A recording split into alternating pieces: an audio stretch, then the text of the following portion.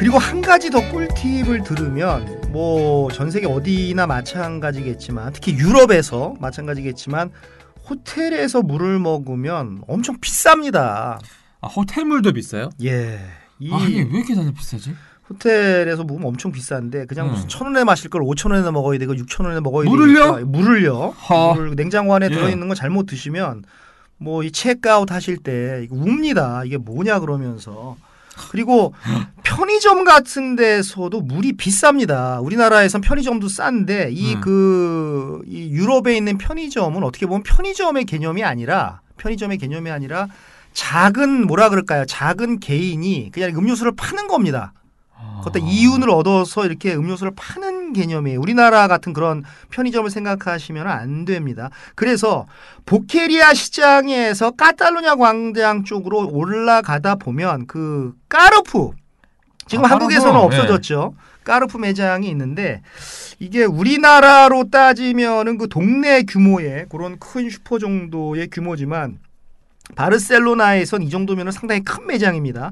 근데 여기서 물을 미리 사놓으셔야 돼요. 근데 1.8리터짜리가 한 0.5유로 정도 되니까. 오, 싸다. 예, 이건 쌉니다. 엄청 싼데요? 예, 근데 요걸 안 사놓으면 나중에 5유로 10배를 지불하셔야 된다는 것이죠. 왜 이렇게 차이가 나지? 예. 근데 중요한 게 요 그 까르푸의 간판이 크지가 않아서 잘 그렇게 안 보입니다. 안 보여서 심지어 저는 외국인이잖아요. 저는 관광객인데 제가 길을 걸어가는데 어떤 분이 이렇게 외국분이 까르푸가 어디냐 저한테 이렇게 제가 스페인 사람 같이 생긴 것 같지는 않은데 까르푸가 어디냐라고 이렇게 물어보시는 분들도 있고 심지어 이렇게 한국 뭐 아주머니나 아저씨가 처음 오신 분들 같은데요. 까르푸 어디냐라고 이렇게 그 물어보시는 분도 있습니다. 잘 찾으시면 되고. 네. 근데 뭐 까르푸가 우리나라에서 철수를 했는데 굉장히 또 반가웠습니다. 이게 아직 남아 있구나 하니까 반갑고. 그렇겠네요. 참고로 말씀을 드리면 오전 10시부터 저녁 10시까지 영업을 합니다. 그냥 그 사이에 그 물을 사두셔야 하고요. 그리고 일요일은 무조건 쉽니다. 아, 일요일은 쉬는구나. 네. 그럼 보케리아 시장은 언제 쉬는 거예요? 보케리아 시장은 아침 8시부터 오후 8시까지 영업을 하고요. 네. 좀 일찍 문을 닫는 편이고요. 여기도 역시 일요일은 쉽니다. 아, 일요일은 쉬기 때문에 느긋하게 밥을 먹으려면 드시려면은요. 6시까지는 가야 먹을 수 있고 8시에 끝나니까. 예. 좀 서두르셔야 됩니다. 그러니까 한 7시 반 정도에 가실 때는 아까 말씀드린 대로 마감 세일을 위해서 가서 싸게 뭔가를 사시면 되고 그 안에 바 레스토랑에서 내가 이렇게 식사를 하겠다 그러면 6시 정도는 가시게 됩니다. 그렇군요. 람블라스 거리에서 이외에 또 볼 게 있을까요?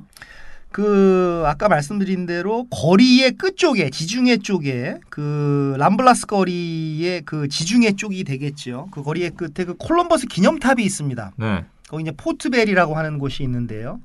즉 지중해가 시작되는 바로 앞입니다. 근데 이 포트벨이 콜럼부스가 1492년에 첫 항해를 떠났다가 다시 스페인으로 들어온 그런 항구입니다. 역사적으로도 의미가 있는 항구입니다. 그래서 이 포트벨에 이렇게 보시면 바르셀로나 부자들의 요트가 이게 질비하게 정박이 돼 있고요. 그리고 더 안쪽으로 걸어 들어가시면은 마레 마그눔이라고 하는 진정한 의미의 복합 쇼핑몰. 이 안에 복합 쇼핑몰이 있고요. 그리고 이 안에 이제 식당, 아쿠아리움, 영화관 등이 있는데 여기가 아주 볼만합니다. 여기서 제가 아주 감동을 받았던 게 한국 배우 김태리 씨. 네. 김태리 씨가 유럽의 유명한 향수 회사의 광고 모델로. 진짜요? 예, 광고 모델로 여기 딱 있어서 저렇게 아름다운 여성이 누군가 이렇게 딱 봤더니 그게 김태리 씨였던 거예요. 그래서 저거 참 굉장히 자랑스러웠습니다. 그게 다른 분이라 그러면 좀 자랑스럽지 않았을 텐데. 한국 사람이 거기 딱 있으니까. 제가 미스터 선샤인이라고 하는 드라마를 너무 재밌게 봐서 그런지 모르겠습니다만은. 네. 김태리 씨의 광고 모델, 네. 모델로서의 김태리 씨를 거기서 딱 보니까. 너무 제가 이렇게 감동이 몰려왔습니다. 김태리 씨 팬이세요? 예, 저는 사실 팬입니다. 그래서 처음 고백하는 건데 팬입니다. 처음. 제가 김태리 씨를 직접 뵌 적은 없지만 김태리 씨가 입었던 옷이나 이런 애장품들을 경매를 해본 적은 있어요. 제가 하면서 저는 만져봤습니다. 아이고 저런 네. 그런 경매 행사 저도 좀 불러주십시오. 제가 알겠습니다. 좀 가서 사진을 않겠지만 이렇게 보겠습니다. 네. 네, 그런데 그게 중요한 게 아니고요. 여기서 네 번째 꿀팁이 있습니다. 네 번째 꿀팁인데. 그건 뭐예요? 예, 그게 뭐냐 그러면 이 포트벨 포트벨 그러니까 그 이 복합몰이죠. 복합 쇼핑몰 그 마레 마그눔은 그 일요일에도 문을 연다라는 겁니다. 아, 여기 가면 되구나. 대부분은 일요일에 문을 닫는데 여기에는 일요일에도 문을 열기 때문에 그 이곳에서 이제 마지막 쇼핑을 하는 관광객들이 굉장히 많고요. 그래서 여기에 그 마지막 쇼핑을 하실 분들은 요 포트벨, 요 콜럼버스 탑이 있는 요 포트벨에 이렇게 일정을 넣는 것이 굉장히 좋습니다. 아, 주말은 거의 껴서 다들 가시니까 네. 이거 좋은 팁이네요. 그렇습니다. 보크리아 시장도 그렇고 까르푸도 일요일 되시니까 일요일 쇼핑은 포트벨로 하라. 네. 아, 좋은 팁이었습니다. 네. 그래서 그 포트벨에서 바다를 바라보면서 이렇게 느긋하게 식사를 즐기시는 분들도 있고 또 바닷갈매기가 왜 이렇게 많은지 모르겠지만 바닷갈매기에서 이렇게 밥을 던져주면서 막 즐거워하시는 분들도 있는데 제가 이것도 동영상으로 촬영을 해왔습니다. 이것도 동영상으로 촬영을 해와서 우리 그 담당 PD님께서 이것을 올려주시지 않을까 저는 생각을 하는데요. 정말 여기는 그 여유가 있는 그런 곳입니다.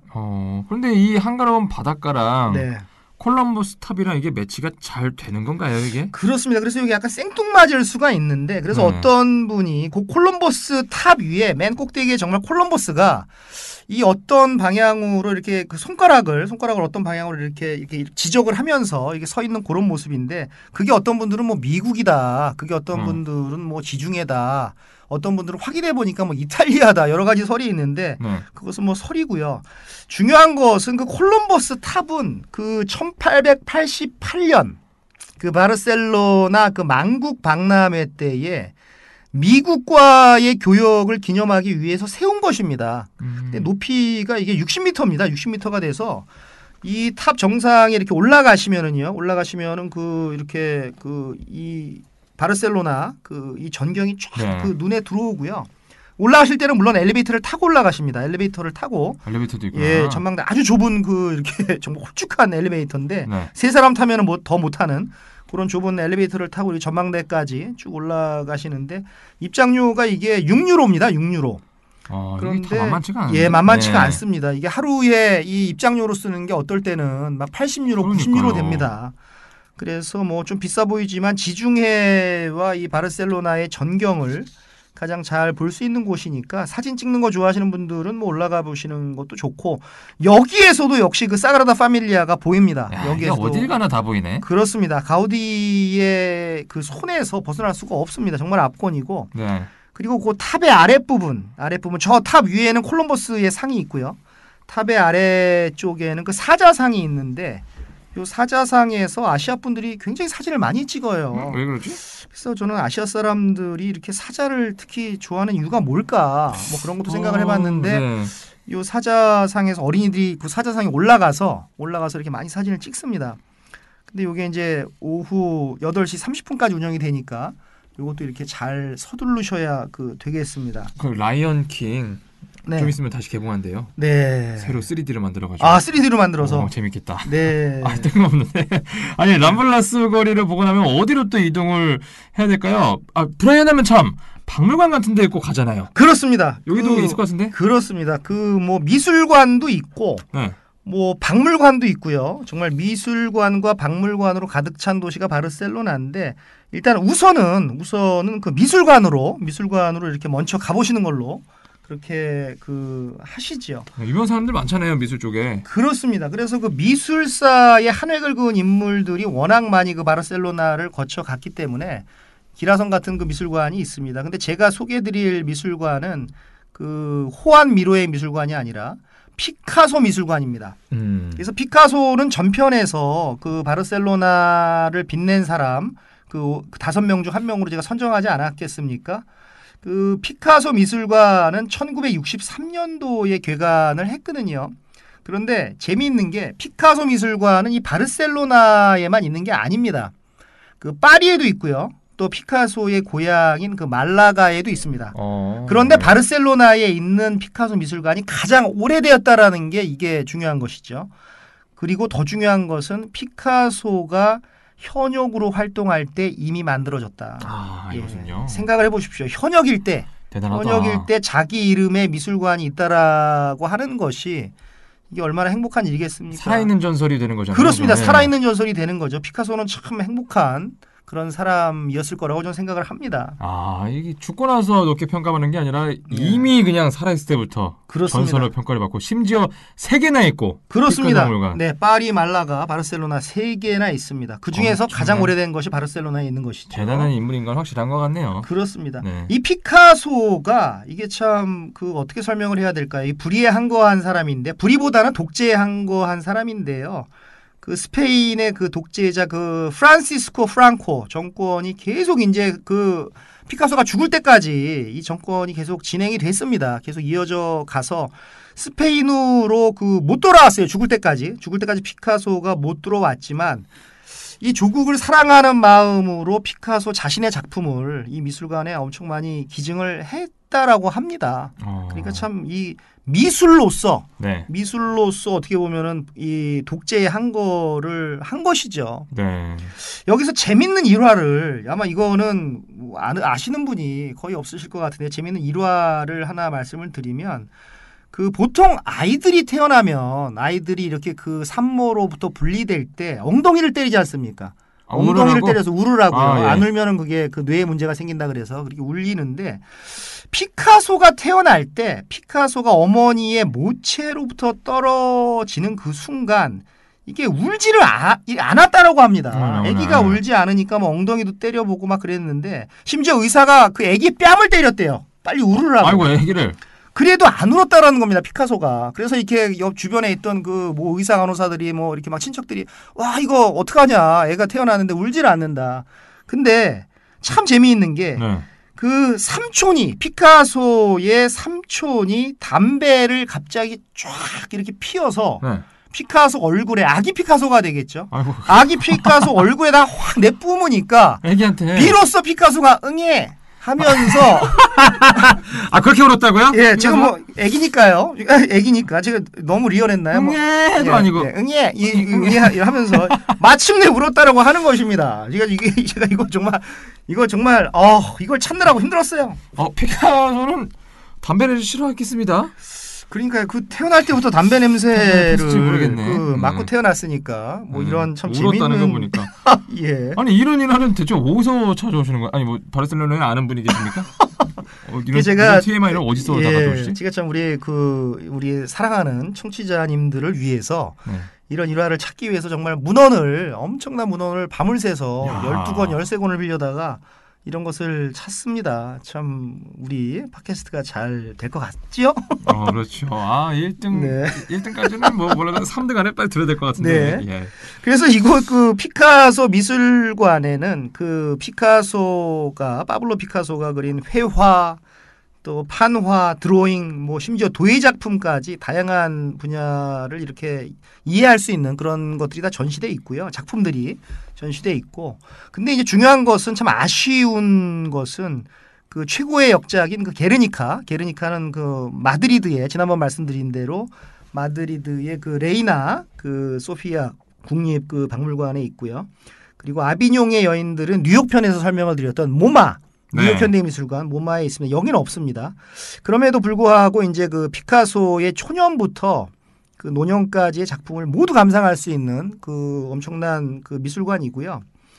그 저는 그 참고로 말씀을 드리면 제가 첫 번째 바르셀로나에 갔을 때는 여기를 못 찾아서 못 갔습니다. 그때는 구글이 없어가지고 그때는 못 갔어요. 두 번째 갔을 옛날 얘기시구나. 옛날입니다. 없다고 하시는 거 보니까 그래서 못 찾았고 그때는 뭐 스마트폰도 없고 했으니까요. 뭐 그래서 못 찾아갔고 두 번째 바르셀로나 갔을 때는 시간이 없어서 못 갔습니다. 다른 도시를 빨리 가야 되니까.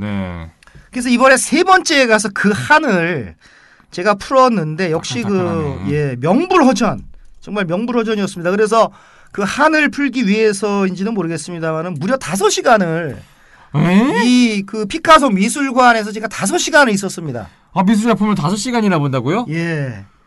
거의 영화 3편을 보셨네요? 예, 그런 셈이죠. 여행 중에 정말 한 장소에서 한 장소도 아니죠. 한 건물에서 5시간을 보내는 것이 참 쉬운 일이 아닌데 정말 거장의 작품을 보고 또 원근법을 무시한 그 피카소의 그 화풍이 있죠. 원근법을 무시하고 하나의 화폭 안에 그 뭐라 그럴까요? 사물의 앞모습과 뒷모습을 모두 넣는 그런 피카소만의 화법을 정말 이곳에서 무한 감상을 했습니다. 제가 계속 보고 또 보고 계속 봤습니다. 5시간이면 정말 느끼셨네요. 예, 그림을. 정말 참 느끼는 건 저니까요. 뭐 엄청 뭐 대단했습니다. 그러면은 그림 잘 그리시나요? 저는 뭐 그림은 그 제가 제일 못했던 게 그 음악하고 네. 그리고 스포츠하고 미술입니다. 다 못하는 거네요? 이게 그러네요. 예. 근데 그나마 미술이 그나마 좀 난 것 같아요. 그나마 미술이. 아니, 제가 말해놓고도 좀 너무 재밌습니다. 음악을 못하고 스포츠를 못하고 미술을 못하면 다 못하는 거네. 다 못하는 거네요. 다 못하는 거. 먹는 건 잘 드시지 않습니까? 예, 먹는 거는 뭐 거, 맥주는 예. 뭐 미친 듯이 먹고요. 네. 참 그렇습니다. 어쨌든 뭐 예. 그림 실력과 보는 눈은 다르다고 네. 할 수 있겠고 그렇습니다. 굉장히 감동을 많이 받으셨던 브라이언이었습니다. 예. 근데 여기 입장료가 네. 그 이제 12유로입니다. 12유로. 역시 여기 싸지 않은 금액인데. 근데 5시간이면 뭐 뽕을 뽑으셨네요. 예, 전혀 안 아깝고 참고로 말씀을 드리면 이게 월요일에 쉽니다. 미술관은 주로 월요일 날 쉬는데 그 월요일 날 쉬고 오전 9시부터 저녁 7시까지 문을 여니까 그 사이에 가서 보시면 되고요. 딱 하루 목요일만 저녁 그 9시 30분까지 연장 그 개관을 합니다. 네. 그러니까 그때 목요일은 좀 늦게 가셔도 되고요. 근데 참고로 말씀을 드리면 그 피카소 미술관이 있는 그 지역을 그 보른지구라고 합니다. 보른지구라고 하는데 요 보른지구가 그 중세 시대의 건축물이 고스란히 남아 있는 곳이에요. 그래서 원래는 이 보른지구가 그 피카소 미술관 외에는 별로 볼 곳이 없었는데 요즘에는 상황이 많이 달라졌다라고 합니다. 제가 그것을 몸소 느꼈는데 네. 갔더니 이제 그 젊은 예술가들이 이렇게 뭐 길거리 공연도 하고 뭐 젊은 디자이너들이 핸드메이드 상품을 가져와서 팔기도 하고 뭐 그런 것을 제가 보면서 이 말이 맞는구나라는 것을 몸소 체험을 했고 저는 또 여기서 그 파블로 피카소 모형을 그 그럴듯하게 만들어 놓은 그 기념품 가게를 제가 정말 멋진 샷을 제가 찍었습니다. 그 파블로 피카소의 그 모형을 이것을 인스타에 이미 올렸습니다. 인스타에 이미 그 올렸는데 네. 뭐 열심히 하시네요. 예, 네. 제 인스타도 이렇게 제가 인스타도 한다라는 것을 많은 분들이 오늘 많이 언급하십니다. 예, 알아주셨으면 좋겠습니다. 그야말로 이곳이 요즘 말하는 힙한 곳이 된 거네요. 피카소 네. 보고 뭐 젊은 예술가들의 작품이나 핸드메이드 이런 제품도 보고 그러면 미술관 가는 김에 여기 가서 또 한번 둘러보는 것도 굉장히 좋을 것 같습니다. 그렇습니다. 그럼 이제 다음엔 어디로 떠날까요? 예, 다음에는 그 바르셀로나 대성당으로 그 떠나볼까 합니다. 이번에도 성당이네요. 바르셀로나 대성당? 네, 이게 약간 생소할 수도 있는데 그 안토니 가우디의 사그라다 파밀리아 성당이 너무 가려서 그 가치가 이렇게 과소평가된 성당입니다. 그러니까 사그라다 파밀리아 전부 다 이제 그쪽으로 몰려가니까 어떻게 보면은 그 바르셀로나 대성당의 원래의 가치보다 조금 이렇게 상대적으로 덜 평가되는 그런 곳이라고 제가 생각을 하는데 그럼에도 불구하고 저는 바르셀로나 대성당은 반드시 봐야 하는 곳이다라고 이렇게 생각을 저는 합니다. 그럼 사그라다 파밀리아에 비해서 좀 덜 가나 보네요, 사람들이. 예, 그 사그라다 파밀리아가 가장 많이 가고요. 그 여기는 사그라다 파밀리아에 비하면 뭐 글쎄요, 제 감으로 말씀드리면 한 10분 중에 한두 분 정도 가지 진짜요? 않을까 뭐 그런 생각을 하는데 하지만 왜 반드시 봐야 합니까? 이게 그 대성당이 있는 지역을 고딕지구라고 하는데요. 그 보른지구 건너편인데요. 네. 그 고딕지구라고 하는데 그 2000년 전에 그 지중해에 있는 그 바르셀로나의 가치를 알아낸 사람들이 로마 사람들입니다. 로마 사람들이 바르셀로나는 지중해의 진주다라고 얘기를 하면서 이 바르셀로나의 식민지를 건설을 했거든요. 그러면서 식민지 건설하면서 성벽을 쌓게 됩니다. 이게 그렇게 역사가 있는 그런 그 장소입니다. 또 15세기에는 그 콜럼버스가 이사벨 여왕을 그 아련한 지역이기도 합니다. 그 이사벨 여왕은 콜럼버스를 후원한 그 여왕이죠. 네.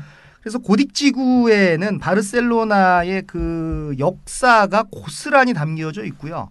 고풍스러운 건물들로 가득 차 있는 그런 정말 매력적인 장소입니다. 골목골목에 그 숨어있는 오래된 상점들을 찾아보는 것도 너무너무 재밌습니다. 고딕지구라고 하는 거 보니까 이 대성당이 고딕 양식으로 만들어졌나 보네요. 맞아요? 그렇습니다. 눈치가 이제 벌써 구단이 되셨어요. 벌써 이렇게 고딕 양식. 이 용어만 들어도 벌써 이렇게 척하면 참 이게 나옵니다. 고딕이 그거밖에 없잖아요. 그렇습니다. 이, 이 바르셀로나 성당의 정식 명칭이 우리말로 번역을 하면 성 아우랄리아를 위한 대성당입니다. 이게 스페인어로 하면 카테드랄 델라 산타 크루 이 아우렐리아, 에우렐리아인데요. 이게 고딕 양식과 카탈루냐 양식을 적절하게 이렇게 조화를 이루면서 이렇게 건축된 그런 대성당입니다. 이 카탈루냐 양식이라고 하는 것은 고딕 양식이긴 하지만 고딕 양식보다는 조금 부드러운 양식을 말합니다. 고딕 양식이긴 하지만 그 회랑의 위치라든가 회랑의 크기라든가 이런 것들이 기존의 신의 영역이었던 그 고딕 양식보다는 조금 더 부드러워진 그런 양식을 말하는데 원래는 이 바르셀로나 대성당이 1058년에 이렇게 작게 지어졌습니다. 작은 예배당으로 지어졌는데 그 바르셀로나가 번성하던 그 13세기부터 15세기 사이에 걸쳐서 증축이 된 거죠. 정확히 말하면 카탈루냐 아라곤 왕국 시절에 현재 형태로 증축이 된 겁니다. 그래서 성당의 입구에 해당하는 그 아까 말씀드린 파사드, 여기도 파사드가 있습니다. 네. 정면에 거대한 파사드가 있는데 요 파사드만 1890년대 전후로 개축이 된 거고요. 그 전에는 이제 그 카탈루냐 아라곤 왕국이 번성하던 시절에 그 완성이 된 겁니다. 그래서 길이가 그 무려 93m에 달하는 거대한 성당이고요. 네. 그 안에 들어가 보면은 그 밖에서 보는 것보다 훨씬 크게 느껴집니다. 저는 이런 게 카탈루냐 양식이 아닌가 싶어요. 밖에서는 작게 보이는데 안이 더 웅장해 보이는 이런 스타일. 이런 들어가 보고 싶은 곳이네요. 정말. 그렇습니다. 근데 아까 에우랄리아? 그분은 어느 분이세요? 이 참 좋은 질문입니다. 정말 좋은 질문인데 그 313년 2월에 그 밀라노 칙령이라는 것이 반포가 됩니다. 밀라노 칙령 들어보셨나요?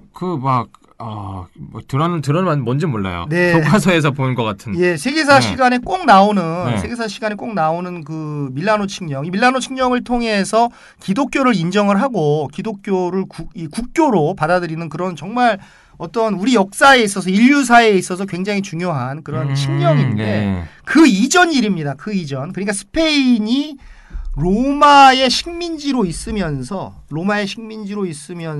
이렇게 뭐라 그럴까 어떤 기독교 탄압을 가장 많이 받을 때입니다. 정확히 얘기하면 디오클레티아누스라고 하는 황제가 통치하던 그런 시절입니다. 스페인이 로마로부터 기독교 탄압을 받았던 그런 시절을 의미하는데요.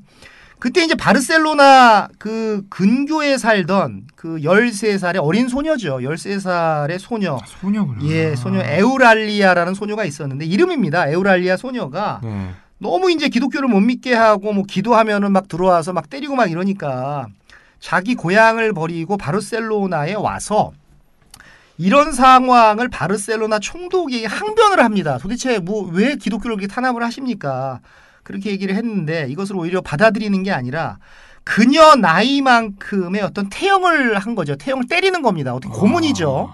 태형을 그 13번인 거죠. 어린 소녀를. 어린 소녀한테 13번의 그 태형을 선고를 하고 심지어는 너는 마녀다. 그 당시에 중세시대 때 그 횡행했던 마녀로 몰아서 사형 선고를 해버린 겁니다.